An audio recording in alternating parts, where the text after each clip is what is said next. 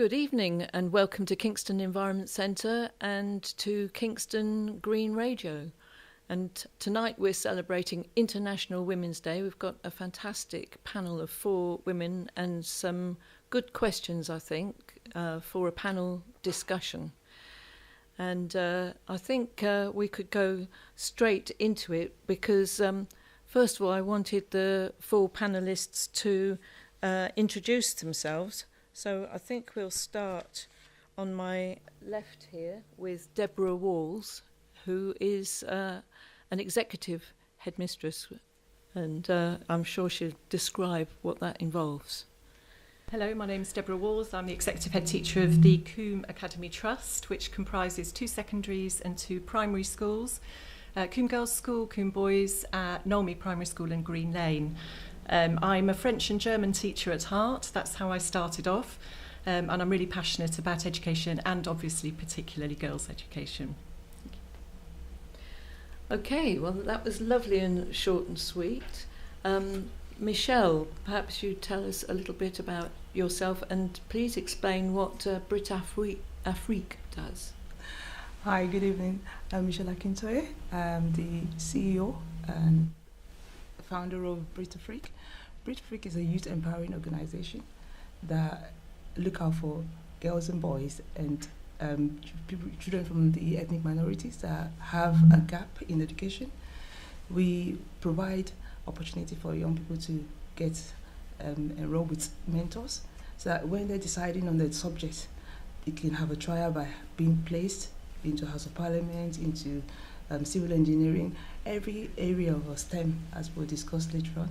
That's what the organisation do. So you've got connections with Nigeria, Michelle? Yes, I've done a lot of trade and international trade, and we're looking to do educational exchange with the Nigerian and most of the West African countries, yes.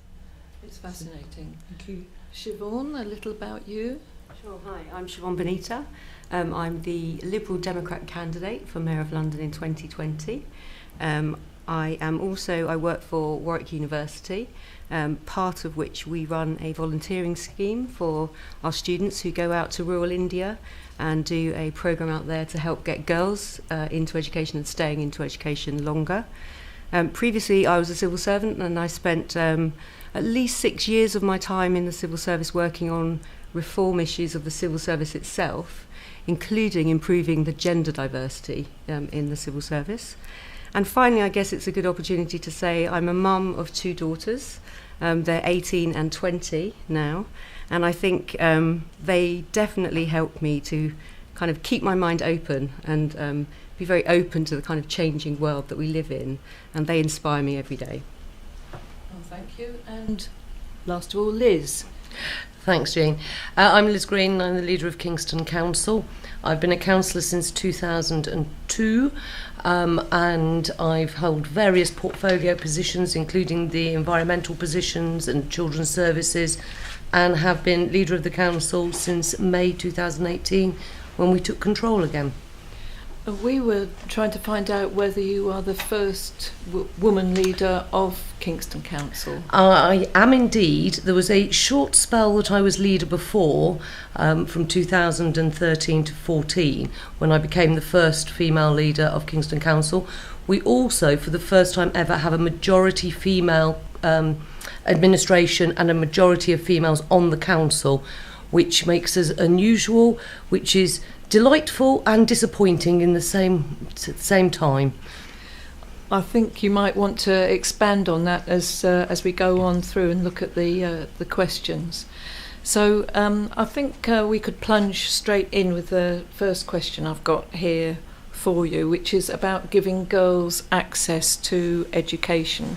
And we can maybe refer to an international viewpoint or to a local viewpoint. It doesn't really matter, but I'm quite interested internationally. Across the world, women only have 50% of the rights that men do in certain countries. What is being done, and can we do more to encourage girls to complete more years of education? What are the proven benefits of doing so? So I was going to ask Deborah first. I think for us, and obviously I'm speaking from an education point of view, It's about raising awareness. It's about ensuring that all of the girls that we teach are aware of the situation that their peers are in other countries, but also making them aware of the situation here in the UK and how they can play a really, really important part in that. We bring in many sort of inspirational women into school to talk to the girls. We talk to them about all those opportunities that are out there for them. And I think also, particularly at secondary age, where you've got the single-sex education, the girls really can blossom. It really builds their self-confidence. They choose the subjects, I know we're going to talk about subjects in a minute, but they can choose the subjects that they really, really enjoy. There's no other pressure on them, no stereotypical pressures actually in terms of the subjects that they choose to study. And I think their confidence really, really builds. So it is about developing awareness, it is about giving opportunities, it is about showing girls role models that they can aspire to be like, but also realise that they are the same. I think education is a right. I think all girls, obviously across the world, should have the opportunity to access education and the opportunity to study for as long as they wish to do so. But it isn't just about having an education, it's also about having an excellent education and ensuring that it's appropriate for the country, it's appropriate for the opportunities that they'll face in order to give them the best chance in the future. And Michelle, you probably know more than most about what are the barriers to education. Would you like to expand on that for us? Yeah, in terms of, I'll speak nationally. I think Could you come a little closer to the microphone to hear your voice well? I think from nationally, from local point of view, parents, even within the ethnic minorities, need to be empowering their girls, not to think about staying home as a housewife and try to limit their education, because sometimes in some culture and we still have that view. Parents still have that mentality that the girls' education ends the kitchen, and it's about empowering girls from home. It starts from home, and it starts from father actually encouraging the girls to go into various areas, not to think about just doing the home economics kind of subject, but subject that will actually inspire them to become engineers and unlimited subjects. Be a mathematician is more needed, and so is engineering subjects. So it's about empowering those moms to empower their girls. So everything starts from home, in my point of view. Then internationally as well, there are some cultures that still have the patriarchal kind of the idea of seeing girls again as what they have to do is limiting, and again it's empowering. It's about breaking those kind of barriers and talking to the, more of our leaders to take on girls from the rural area and empower them in terms of what they can achieve. So there's a lot of work to be done internationally as much as national. Is there anything more that could be done from privileged countries to help less privileged people? Yes, I think something like having a pair or buddy, from Coombe Girls Primary, for example, trying to reach out to the girls in Nigeria or in Ghana to try and have a kind of a mentoring, online mentoring, and empowering them, telling them what they're doing. Educational exchange is the biggest way we can actually use to break these barriers. Once we pick those girls out of their own zone and we put them in an environment where they can flourish, they can easily pick up, and that's how we can actually make those barrier changes as well. Thank you, Michelle. Siobhan, you've got taken a brief of being the mayoral candidate, so you're talking a lot about education. I'm sure you've got a view on this. Yeah, absolutely. I mean, let me go back a bit to the international scene, because you asked about girls internationally. This is such a fundamental and huge issue, and there are literally millions and millions of girls that still don't have access to education across the globe. And that has such a huge impact in terms of their own personal kind of opportunities and how limited those are. But also, all the evidence shows that if you educate girls, you get healthier societies, you get more stable communities, and actually economies start to flourish. And there's been a lot of work done on this by lots of different international organisations, that actually if you can work with communities to give girls even a year extra education for each girl, makes a massive difference to their communities and to the economies in those local areas. And as I said, we do some work with Warwick University, who I work with. We have a programme, for example, where we send 12 of our student volunteers out to rural India. And we were talking about the barriers there and some of the very practical barriers. What we realised is this programme has been going on for years, where we send students out and they work in rural villages. Actually, when the programme started, we were asking the villages to send their students to us after school. And we found that the number of girls who attended was far lower than the number of boys. So we had to go out to the villages and say what's going on here. And actually for the villages, the parents in those villages were saying it's not safe for our girls, we don't really understand what you're doing. And there was a difference between different religions that were kind of primary in those villages as well. So we then had to rethink, and we were confident actually, okay, if you can't come to us and the education, we'll take the education to you. So now we set up the schools in the villages, and actually to see those girls blossom is unbelievable. And those girls then go through that programme, they stay through to take their kind of secondary, the equivalent of A-levels, and they then become teachers on the programme themselves. And it's had a massive effect on those villages, the way even the men in the villages start to view the girls and the women in those villages, and it really starts to shift kind of culturally what goes on there. So I think this is a huge issue, and as you were saying, some of those issues are here as well, and actually changing some of those long-held perceptions about girls and kind of what they can do and what they can achieve. We have come a long way in this country, but we still have some of those barriers here, but not at all to the same extent, I think, that you see them in some of these other countries. So it should have a massive economic benefit as time goes on to get more of these girls in education. Absolutely, even if you don't believe in this from a kind of gender issue, which you should, believe in it from a business issue, because this actually works. If you educate girls, and actually, funnily enough, the evidence also shows if you then give girls control of the money in villages and families, they do far better with it than the men. So there's a real business case here for this as well. Give the girls the money, I like. Yes. Liz, how are you on this topic? What was interesting, while the others were speaking, I was thinking about, I was at an earlier event at Kingston Council for International Women's Day, and we had a speaker from Kingston University, and she told us that at age 4 or 5, if you ask girls and boys who's the cleverer, they're about 50-50. By the age of about 8, they're saying boys are cleverer than girls. And that really quite shocked me, that it was at such a young age. So at that primary school level, and really early in the primary years, just to make sure that girls have the role models and know they can achieve, and that they can achieve in whatever subject it is.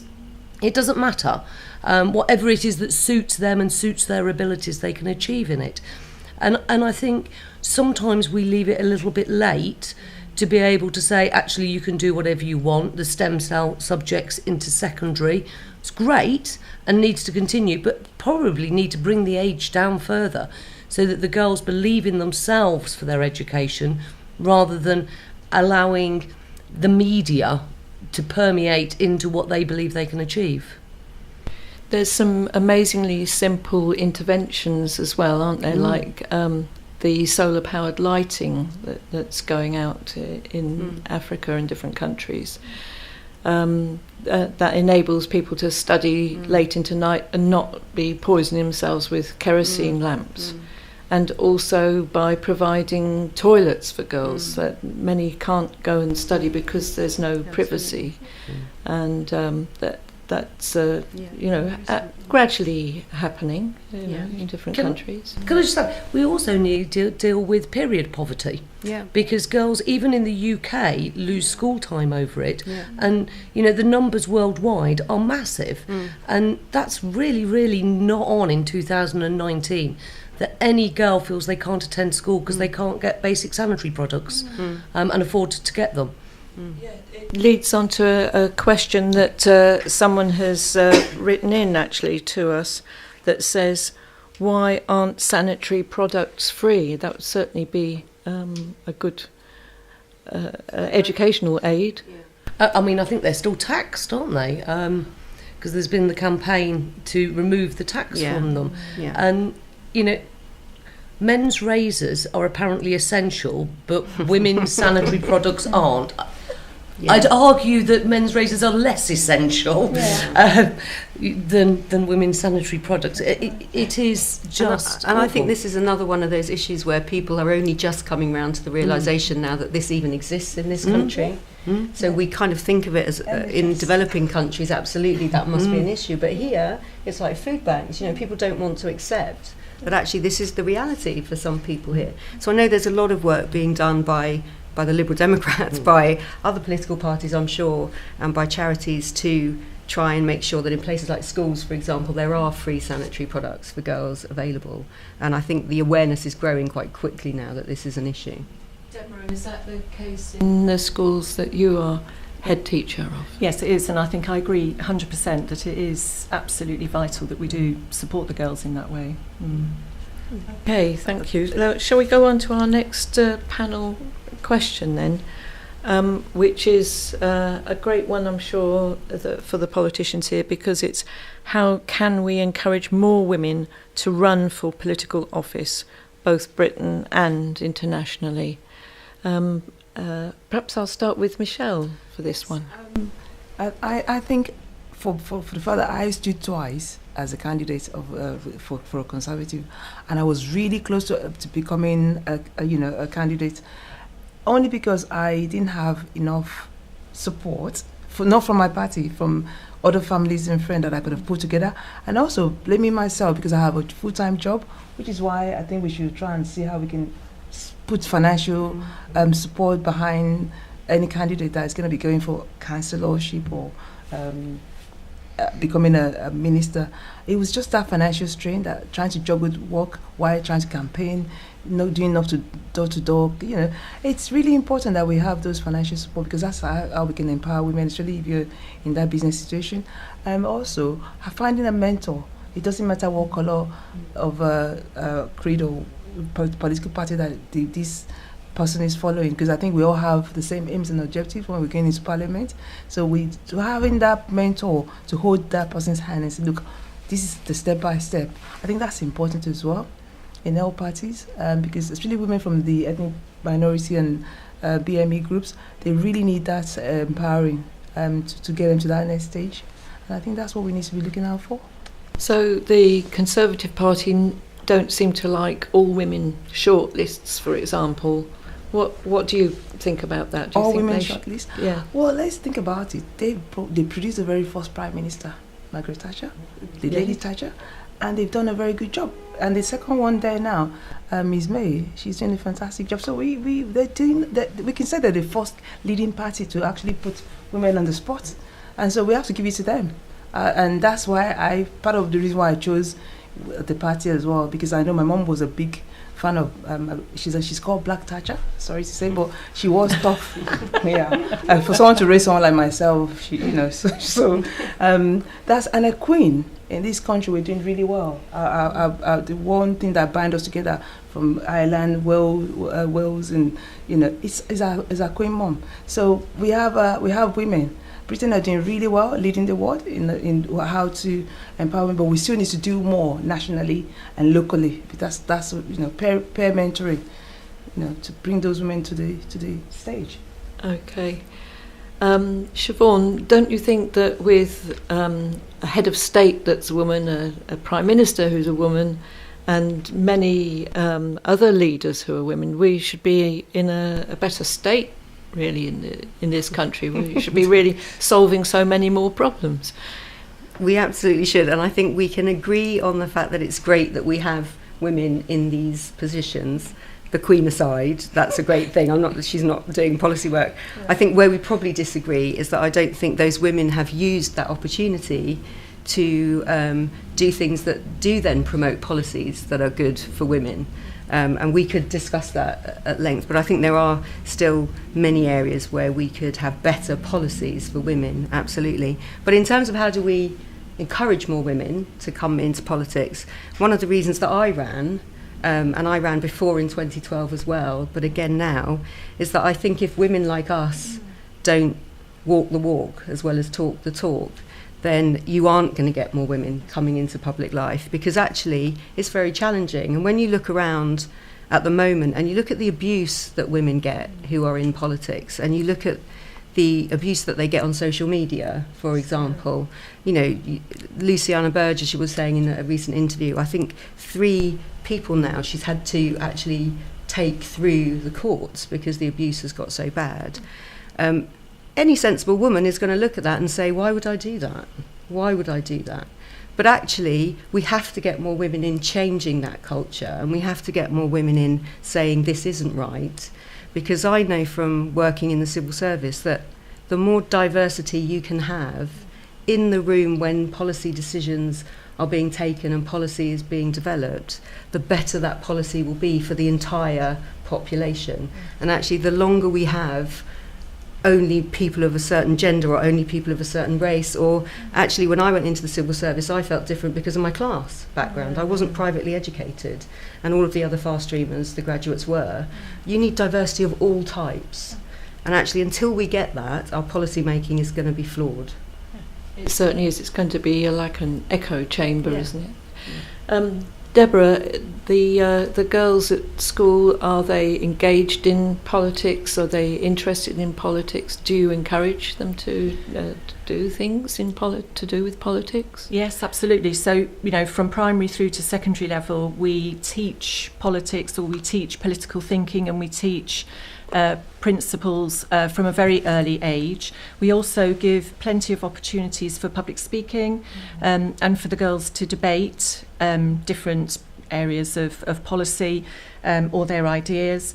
We try to role model leadership to the students, or the girls, so that they can learn from that and copy that if they feel it's appropriate. Build their self-confidence. I think that's really, really important. I think a belief in yourself, a belief that you can go forward, that you can do what you really, really are passionate about, is very important, and giving the girls the opportunity to talk about their passions, for us to acknowledge what their passions are and to praise them for that, I think is really important as well. I think also what we're really acutely aware of is, and I think it touches on what we were talking about a little bit earlier, is reducing the requirement for young women particularly to feel the need to achieve perfection before they can move on. I think research has shown that, for example, in applying for jobs, women will want to meet every single aspect of the job description or person specification before they possibly put in an application. Men have perhaps a slightly different attitude, and that's something we talk to the girls about a lot, is that you may not have met every aspect of a job description or whatever it is you're going for, but that doesn't matter. It's about going for it and showing your personality and showing your passion and showing that you really could do the job or take on that role. So we obviously give women a voice. We run our own mock elections when you know there are elections taking place nationally. I think the students are really passionate about that. They really enjoy that aspect of school life. And we also have a policy of not having all male panels. We try to balance our leadership teams. We have plenty of women working in the school who are really strong women and fantastic role models for the girls as well. So I think we do encourage women, whether it's to run for political office, I don't know, that could be an outcome, but certainly we do encourage the girls to be themselves, to be strong and to be confident and to know their talents and their abilities and to take those forward. Do you have a school council as well? We do. We have a school council at each of the school. We have sort of effectively tutor group discussions that lead to the year council, which goes up to the school council. And the girls' ideas are represented at every level within the school, and we really listen to what the school council tell us and say to us and take that on board. That sounds fantastic. I wish I'd been at your school. Liz, so you actually have the big burdens to carry of political office. So you can say it from the inside what it is like. And would you encourage women to into politics? Absolutely. I mean, like I said, I've been doing this 17 years now. I originally stood thinking I'll do my 4 years, but it sort of gets under your skin, and there's always something new you want to do. And I've had both my children whilst being a councillor, so they're now 13 and 11. And they've never known anything different. But it's great. I'm the leader of the council, but I still have managed to find, most days I can find that time between sort of 4 and 6 to be with my children. Now, what full-time job, and I work more than, 35 hours plus a week, I mean, nearer 60 odd, well, can you do that? Because you'd be commuting back or something like that. I get that time, and then I go back and start working again in the evening. So coming to things like this, or to a council meeting, or going on email. And the beauty of that is I've got that sort of space. When they were younger, I was able to pick them up from school and have that little bit of time with them. So I actually think it works really well when you've got young children. Particularly if you're a London council that meets in the evening. I think there's more stress on those councils that meet daytime, and they struggle massively, those that meet in the daytime. But I just want to say, you started off on how do we get more people in? Well, this time around, the reason we had more female candidates than males is we went out and asked people. I think that there's a lack of understanding on what local government does. So most people will only see Kingston Council as picking up the rubbish, the parks, the roads, that kind of thing. Actually, about 3/4 of our spending is on adults and children's social care services. So people don't appreciate what changes they can make. So when you've got somebody that is in the community field and they want to do things for their community, and by the way, Michelle, I have respect for any party and any person that puts their head above the parapet to say, I will stand for election, because it actually does take some guts to do it. So, we may be different political parties, but that does not change how difficult it can be. Yeah. But we went out and we asked women that, obviously from our perspective, were sympathetic to Liberal Democrats.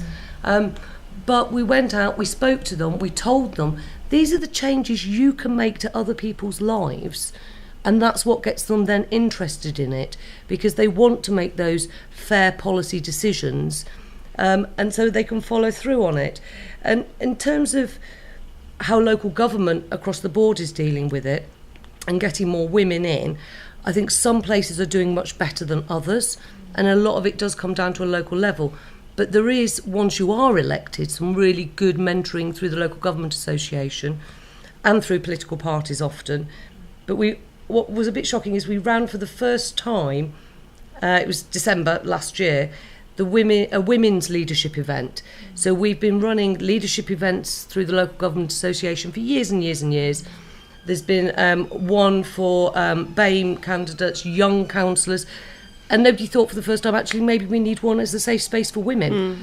And that has formed a network of those women that went on that first course. And they, regardless of party that they've come from, they have a connection to each other, and they can say, actually, I'm getting abuse on social media, what can I do? And the others will jump in. There's a usual thing, a WhatsApp group about it, so that they can really feed into it. So I think it's about asking women to do it and explaining what it is they can achieve, because women don't want to just stand for the sake of it. As a rule, they want to achieve something out of it. And sorry if that sounds bad against men, but there are too many men who do it for the status, and women tend not to. Yeah, I just wanted to pick up on some of all of those things that we said, actually. So in terms of one of the barriers, I think, for women going into public life, whether that's politics or something else, I often heard when I used to mentor women in the civil service, so I'm not sure if I'm good enough, I'm not sure if I can tick all those boxes, but oh my goodness, you don't need to feel like that nowadays. If you look around at the quality of our public leaders, most of whom are men at the moment, surely you're better than that. So I think if there's any moment where you can be confident that you're going to be as good, if not better than what we currently have, now is it, absolutely. I'm continually amazed at the women that I do meet and the thinking that they do, and the fields that they've moved into, they're absolutely wonderful. Absolutely wonderful. Can I put in a request to Debbie whilst I'm on this subject, which is that actually I'd like our schools to invite politicians, cross-party, into schools, particularly. Oh, did I? Sorry, Michelle. But actually, invite in cross-party. We are all capable of talking non-party politics. And I think schools sometimes worry it becomes political, and we're going to there going, Conservatives are great, Liberal Democrats are great, Labour, Green, whatever. Actually, we're not. We're just going to talk about what local government is, and particularly local government, because unfortunately local government's not part of the education system with the curriculum, which you obviously do have to teach, but it would be great, and I and others would love to come in, and I can set up a cross-party panel, no problem at all. I mean, that sounds like a fantastic opportunity that we can pick up on, Liz, actually. But we do actually invite politicians in fairly regularly. We do try to make it balanced in order to, obviously, to make sure we're showing no particular political allegiance. But particularly the politics group that we have in the sixth form, who are very, very passionate about what they're learning. And I think for them, it's fantastic to be able to talk to a live politician about their views, and also about the bigger picture and how things run in the country. So but I will be getting back in touch with you again. Yeah, there is an amazing amount of ignorance about what local politics is about, which definitely needs to be addressed. Absolutely. And would also encourage people to take that first step, where there are more openings for ambitious young people. Sorry, and that's what I was going to say. That's part of the reason why I do what I do in Parliament, because I always take girls and most boys as well, in terms of giving them the choices about, you don't have to be blue, red. I do colours, and actually from nursery as well. Children start voting for fruits and veg. We need to kind of introduce those languages from a very early stage, because I think if we kind of isolate and alienate politics in schools, we are depriving the children from understanding what it's all about, the basic. Because I was raised with my mom being a politician, and she was a journalist, so she was actually kind of neutral, having polling station in our house, poll being counted, police there, army. Back in Nigeria, I don't understand what it was all about. It's only now that I know why it was in my blood, that I can understand why it's important to count votes and be there and know what it's about. So again, if I wasn't exposed as a child in Africa, I wouldn't have been much interested in here, because every time I want to talk about change, like how empowering women, I felt like I need a platform, and that's why I went into politics. That's why I was, and I'm still going to go into it full time when I get. And all about, for me, it will be making sure that I'm working with all parties to ensure that girls are empowered and change the dynamic of the current economic climate and the men's world thing, because that's what we need to be doing from a very early age, and so that's. Absolutely, definitely. Well, I think we've done that subject really. I want to go on to International Women's Day itself. What is the importance of International Women's Day, personally to you, perhaps? And maybe we don't need International Women's Day anymore, because we're all so equal and so good, or maybe we do. So perhaps you'd like to tackle that one, Deborah. Yeah, I think it's absolutely vital, and I think we should continue even when we become, if you like, there's absolute total equality. I think we should continue to celebrate the successes of those that have gone before us, and the people that we can aspire to work alongside. I think it's absolutely vital, and I think at school today there's been a really uplifting atmosphere where there's been so much opportunity to celebrate being a woman and to celebrate women role models, but also we had some girls today going to the Association of State Girls Schools conference where they had some really inspirational speakers as well, and I don't think there will ever come a time when we don't need to be celebrating being a woman. I think it's absolutely fantastic, and we should carry on doing so. Okay, I was just going to say, although it would be nice to celebrate it without the need to actually then talk about how much further we have to go to get gender equality. I think I was never big on things like International Women's Day, and it's actually since I've been a politician that actually it's sort of been brought home to me and made me reflect far more to say, you know what? It is about knowing those role models, and actually not just quoting the bloke. I got quite upset by the stuff around what's his name, Tim bloke that went into space. Peake, thank you. See, I've wiped it from my memory because they go, Britain in space. Sorry, he was the second Briton in space, and everyone seems to have wiped out of their minds. When my mum, who's a massive tennis follower, says things, she gets really, really annoyed. She's very much into this. She gets really annoyed when they talk about, Murray first British Wimbledon champion since whoever it was. No, it wasn't. It was just the one in between was a woman, and it didn't count. And until we get rid of that attitude, this becomes more and more important to have International Women's Day. But once we get to gender equality, happy to carry on celebrating it. I'm not sure we're going to get there in the next few years. And even if we do here in the UK, we still have a lot further to go in some of the developing countries across the world. So we have a duty to take them with us on the journey. Did you ever suffer any sexism yourself, Liz, in your early years? Yes. So without naming names, at one point I went for deputy leader of our group, which is a voted in position by the group of Liberal Democrat councillors in Kingston. And so, like in any other election, you phone round your electorate, which is your fellow councillors in your group, and one male councillor, who is no longer a councillor, I will add, he said to me he didn't think I should do it because I had young children and therefore they needed me. And my children at the time were early primary school age. I didn't listen to him and I still went for it and I got the position. But actually, I know men that had young children and he never said that to them. And you're just going, this is a Liberal Democrat? Like I said, I'm not going to name names, but yeah, it's just not on. Michelle, what's the importance of International Women's Day to you? Oh, my mum being the first lady journalist in Nigeria and having to wear trousers and nearly get stoned in the northern part of Nigeria and being showed by some women who said actually no, clamped over her when that was going to happen, and she never stopped wearing trousers. So for me, that character and what she portrayed was the powerful little image that I saw on TV the other time. You got to be strong, you got to be able to stand tall, don't be fearless and just go for it. And if it's going to take blood, you give it to them, but you must not be fearful. And that it needs to be in girls from a very, very early age, from nursery, empowering them. You want to climb. I remember one officer came to see me in the nursery and said, "Are they climbing those high things? Do you think about safety?" And I was thinking, no, well, safety comes after. Let them be fearless. Hang them. Let them have that, because how do you get girls to not think that they can not wear pink dress and not being able to climb the, climbing frame?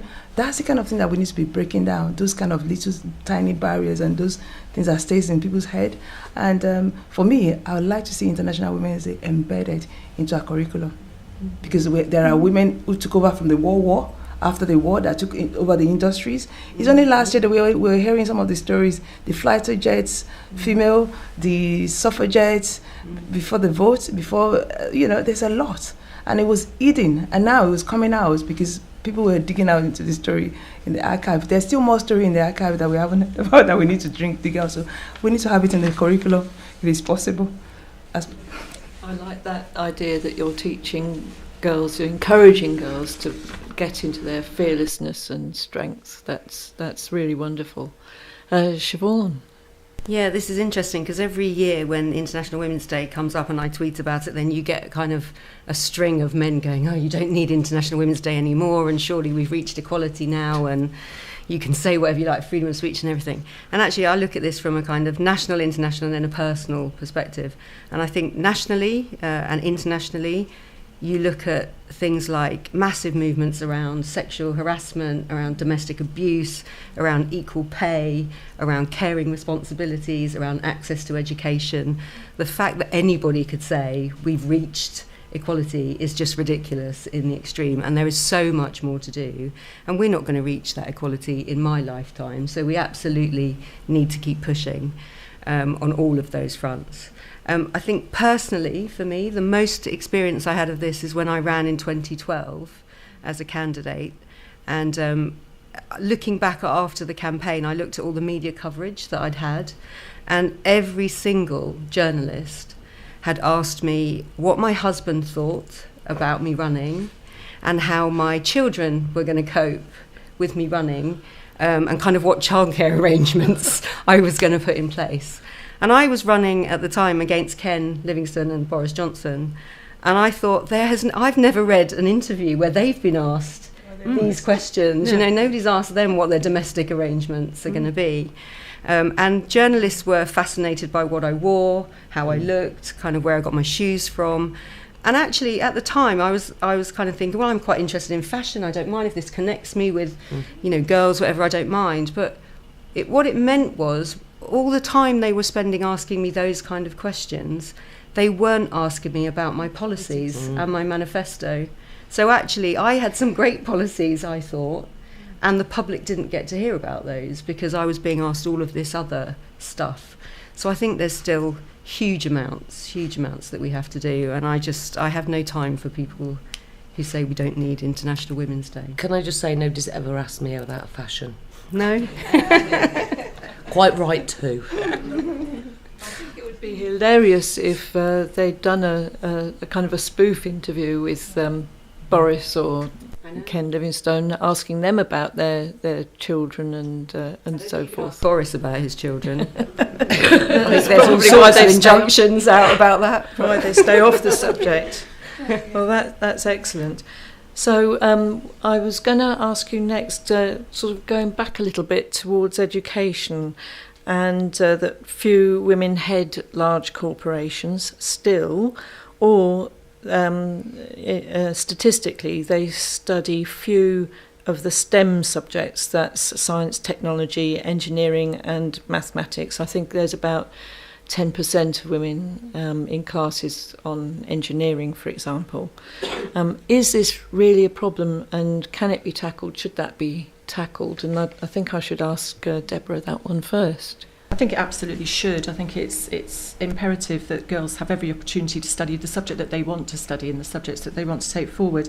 I think we're lucky at Coombe, really, because the numbers of girls that we have studying science, technology, maths is huge. They're very, very popular subjects. I mean, obviously, at GCSE maths is compulsory. Many of our girls take technology, one of the technologies that we offer, and they all study science. But at A level, they're extremely popular as well. And again, I feel quite privileged, really, the fact that we have just girls being single-sex school. I think because the girls are able to study the subjects they want. We had a visit quite a while ago from the then Secretary of State for Education, and we took him for a tour around.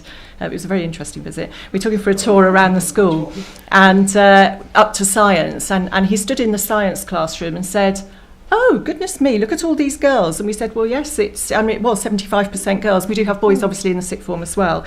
And he was absolutely staggered by the number of girls. He then went on to a really interesting question and answer session by the girls again after that. So it was a really enjoyable visit. But it is really important that the girls do get the opportunity. We run a number of STEM clubs. We've got girls involved in robotics. We get many girls going on to study engineering at university. We have links with Kingston University, with the University College London. We do visits to Oxford and Cambridge. We do visits to a whole range of universities where the girls have the opportunity to hear either students who are studying those subjects or lecturers. And it's really, really important that we do teach them that they can actually do what they want to do, and that there are no limits to the possibilities out there for them. So that is something that we really do focus on at school. Okay. Siobhan, how do you approach this subject? So interestingly, working in a university, I spent a lot of time in an economics department of a top Warwick top economics department in the country, and we did quite a lot of work on looking at, despite the fact we're kind of number 3 in the country, why is it that even though we're quite good in terms of statistics, we could still only attract 30% girls into the economics department, and that's very good actually nationally. And all the evidence showed it comes back to mathematics and A-level maths, and actually the number of girls that take A-level maths is significantly lower than the number of boys. And then when you trace that back, girls are actually as good as boys at maths in primary school, and something changes. We don't know exactly what that is, but it might be something about the way maths is taught, in that there's only a right and wrong answer. There's kind of nowhere to hide. And at some point, girls become a bit nervous in the classroom around boys, and they don't want to kind of put their hands up and answer those questions in case they haven't got the right answer. So I think looking at the way we teach maths will unlock a lot of these other subjects, because you can't go on to study engineering, science, economics if you don't have that maths A-level. So that seems to be the key. The reason why this is so important that we get more girls going into STEM is kind of what I was saying before, is that graduates who have done STEM degrees, they are going to be the future of this country in terms of designing the physical, technological, kind of economic solutions to the world in which we're living. And there's a new book out recently called Invisible Women, and it already shows the fact that the world is designed by men for men. And this leads to lots of problems for women. And if we don't get more women in the room designing all of those things for the future, it's going to stay like that. It's still, we're just building up problems. So I think it's hugely important that we do encourage more girls to take these subjects. But I think we really need to go right back to basics and say what's happening in primary school, and why is it that girls lose their confidence around maths in particular. Deborah, do you want to come back? That's really interesting, actually, because there is a new approach to teaching maths now in primary schools, which is the maths mastery approach, which really teaches the children to understand what maths is and what it is that they are doing when they're doing the calculations or when they're doing the problem solving. And I think for girls that is absolutely fantastic, because they have the knowledge, they have the understanding, but I think it really builds the confidence in their learning as they get older and as the problems become more complicated. So I think when we see that fully developed and gone right the way through into secondary school and out the other end, I hope, and I would think that should make a difference. Michelle, were you encouraged into taking those kind of subjects at all? And in fact, my dad would have been so happy if I was a civil engineer, because he was a civil engineer. And the reason why, again, about maths, because maths and physics is what you need to become, to go into civil engineering. And again, the way maths was taught, I agree with you, has kind of put me off. But when I saw girls laying bricks on TV the other time, I was like, yes, I wish I had that opportunity. Start off with laying bricks, painting and scraping, do the background, and then start working your way up to become, drawing plans, because that's what it does.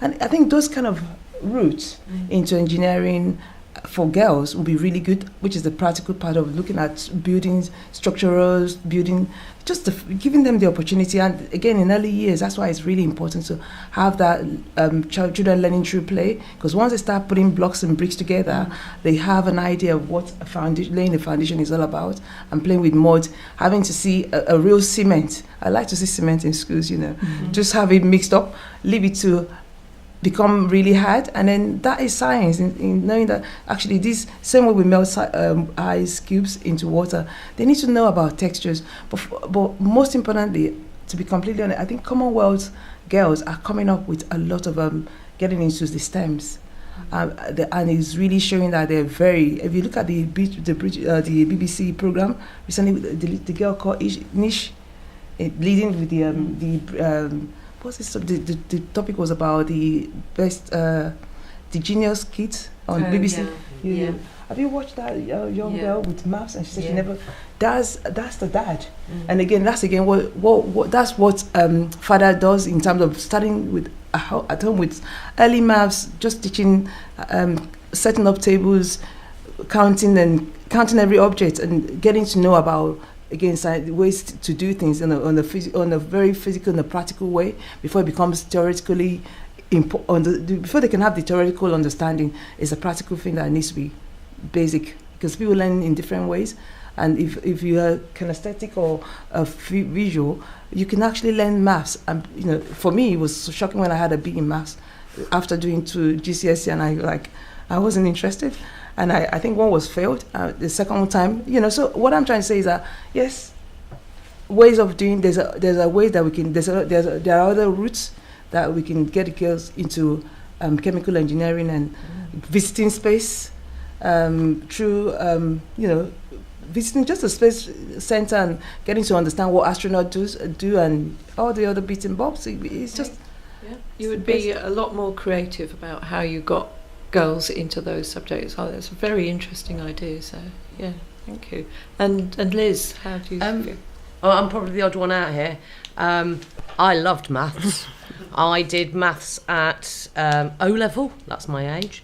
A-level, 2 of them, with physics and design technology. And then part of my degree was maths. So, I loved the black and whiteness of maths, a right and wrong answer, which, maybe that means I learn more like a male does. I don't know. But for me, that was one of the best things. But I was reminded earlier, at the session I was at earlier, I always wanted to be an engineer.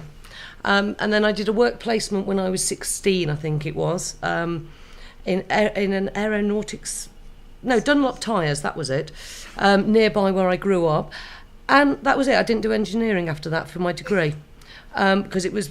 I don't know whether it was the all-male environment or just how boring was the work they gave the work experience girl. But I'd never followed that, and I've always actually regretted not going into engineering, because I did part of maths and I did management as my degree, and I ended up in marketing. And if I'm honest, I wasn't very good at marketing, which is why I became a politician instead. But I think I also want to bring in... Oh, and by the way, my daughter loves the robotics club that you do at Coombe Girls, because she goes there, and she goes every Wednesday. It's a great club. But what I wanted to bring in was men into non-traditional services for them. So, we still have too many women in nursery. We need to get that gender balance, and that's why, this International Women's Day is better balance, or better for balance, because we need men to go into some of the traditionally women's professions, and that needs to get better. You need male role models in primary schools, because for many years it was very female orientated. And so actually for that gender balance, you've got to get the equality both sides actually on that argument, I think. Yeah. So for a boy that wants to go into nursing or a caring profession, actually they suffer from discrimination trying to get into that as well. So that's one where I actually think it's about balance rather than just about promoting women. Yeah. Okay, thank you very much. Now, we're in Kingston Environment Centre. I wish we were in Kingston Women's Centre as well. But I wanted to ask an environmental question. And women, unfortunately, they're responsible for a lot of the waste that there is in terms of textiles, because we're the ones that buy fashions and buy stuff that sometimes they don't wear. Maybe not all of us, but that is our tendency. And there's a big heap of textile waste going to landfill. And also so much is fast fashion now, and polyesters involved, and that then leads to these little microfibres that get into the water supply, and we've got microplastics adding to the pollution load. So, we're not perfect. What are we going to do about this fast fashion revolution that there is that's causing so much environmental damage? Who would like to go first on that one? Well, I just want to get my bit in first. My throwaway of clothes is not because of fashion.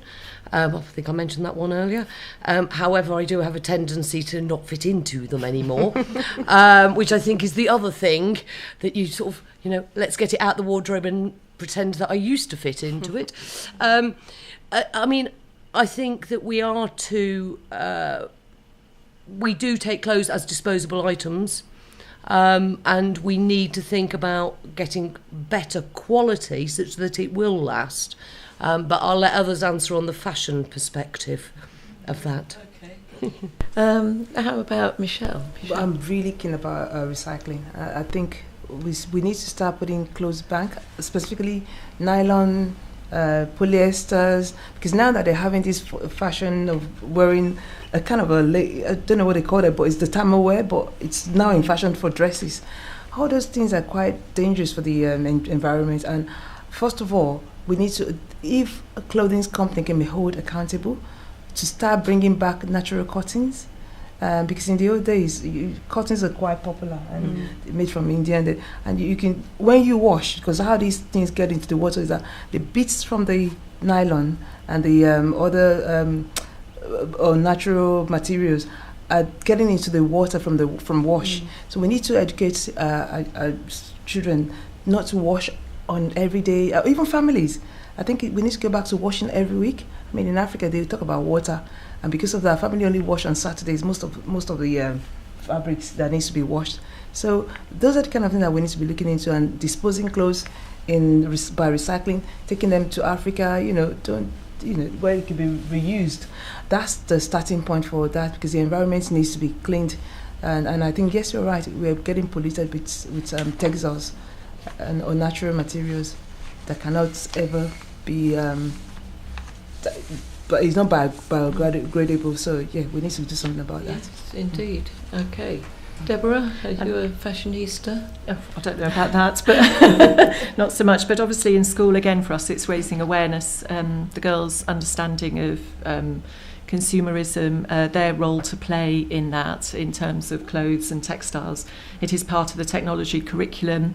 It's also part of, I think Year 7 did it as part of their PSHE curriculum as well, looking at ethical consumerism and environmental campaigning just a couple of weeks ago. So that's, I think, it's something that the girls are really interested in.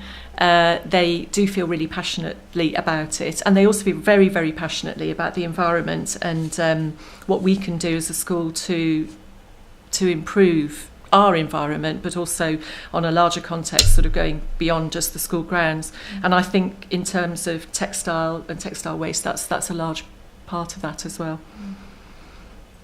And Siobhan, you have admitted that you're quite into fashion. Oh, I wouldn't say I was into fashion. I think people were interested in my fashion.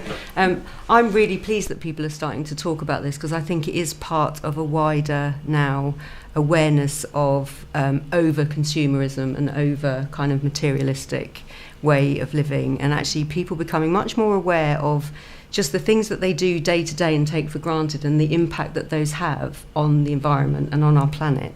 That has to be a good thing. And I see it very similar to the kind of vegan movement, that people are becoming much more conscious about the choices that they make in terms of what they eat and the impact that that has on the environment. And it's a similar thing now with fashion. Interesting what you said. I mean, I actually think cotton itself has some real issues, and I was reading some statistics on this. The amount of water that it takes to make one cotton shirt is absolutely horrific. And actually, I think fashion designers are starting to look at this now, because they want to get the kind of kudos for being more ethical and more sustainable, and are moving to fabrics like bamboo, which is much more sustainable type of fabric. So I think that's really good. And I think for ourselves, there was a statistic on one of the programs I was watching on telly recently that said an average woman in the UK wears a piece of clothing 7 times before she either throws it away or sticks it in the back of that wardrobe and it never gets worn again. And you just think that's terrible. I think I've worn this on camera more than 7 times. I only bought it a couple of months ago. I mean, part of this is it's so cheap to buy fashion nowadays. Yeah, you can go out really easily. And so I think it has to, you can't put all the blame on consumers. I think it's good to see that some of the fashion designers, some of the high street outlets now are starting to consider this and are starting to get much more, they're starting to brand kind of the air miles and the water usage and everything of their clothes. And I think that's really good, because it gives consumers choice. And I really like these schemes that are out there where I have a wardrobe full of clothes that's a size too small for me as well, that I still think one day I might fit into. But actually it's nice to know now I can actually take that to one of these schemes for women who are looking for clothes for interviews, for example, and know that they're going to be put to a really good use. So I think there are lots of things out there that we could all do a bit more of, actually. I just want. I think also we should thank the charity sector for picking up.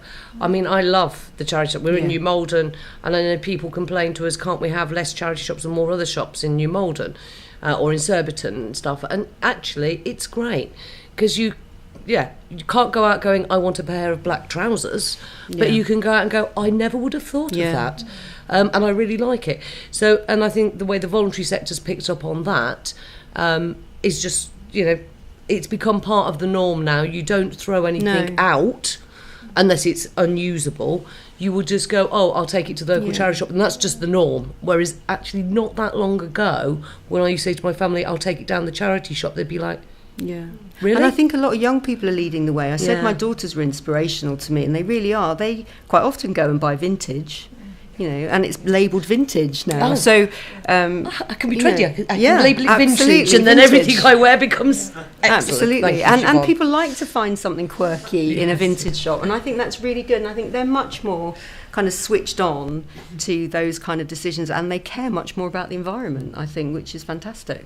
So there are lots of answers. Actually, I did want to pick up a little bit on something Michelle was saying about, again, reusing your clothes and sending them off to less advantaged countries, because we've got an environmental campaigner from here who is Ghanaian, who's very upset by the piles of clothing that reach his country, because then that puts out of work the local textile makers and the local people who make clothes. So, there's a kind of element of dumping there that isn't always appreciated. Have you heard of that? Oh, I totally disagree to some extent with that, because back in Nigeria, when we were growing up, we used to pick up pedal pushers from charities that comes to school through Rotary, because I was a Rotarian. So in a way, you don't have to go all the way to look for M&S, something that's fairly gone out of fashion, that came down for secondary school when they're having a party. And remember, there's poverty of opportunities in terms of people having access to what their peers are wearing. Even though the African wear is there, traditionally made, and is fashionable, is fun, young people are getting into it, but occasionally you have, again, building girls' confidence. You want to wear something that's slightly different, and you think and this shop is always there. You buy them, but it's less than. I remember then it used to be like a pocket money that you can actually get a pedal pushes. Especially if you have to go into, because I did art and drama, and you need something to wear, you can just get that and then take it back, and pay for it. So it's sometimes exchange is not robbery, and I think it's good for the environment. It's reusable. It's not wasted. And, it goes to the right people that couldn't afford it. So Siobhan's got a point for that. I was just going to say, you raise an interesting point where we probably have created this crazy kind of global situation where something that's produced, say, in Bangladesh will then get shipped all the way to London, worn 7 times in London, and then get sent all the way back to Bangladesh, where actually it should have just been worn in the first place, if you want to look at kind of the air miles and how crazy that situation is. But that's the kind of global capitalist world that we live in, I think. So it sounds as if we've got to look at different ways of changing our behaviour and appreciating our old clothes more, and being proud. Going vintage. Yes, vintage. Being proud to wear things for several years rather than... I've got a 20-year-old dress that I still wear once in a year. And they asked me, where did it come from? I said, well, before I had my son. Yes. So, now you're just showing off that you can still get in. No, they're elastic as well. They're stretchy. This is the way I like the material. It's stretchy, and you can, I think this is where school uniform comes into its own, doesn't it? Because that's worn day in, day out for years. Years, and it looks like it after a while as well sometimes. Well, I'd like to thank you all very much indeed for coming along today to discuss matters of interest for International Women's Day, and I wish you all the best of luck going forward over the next year and years. And thank you so much for coming and being part of our celebration of 12 years of Kingston Green Radio and our special week. Thank you. Thank you for inviting us. Thank you for empowering us.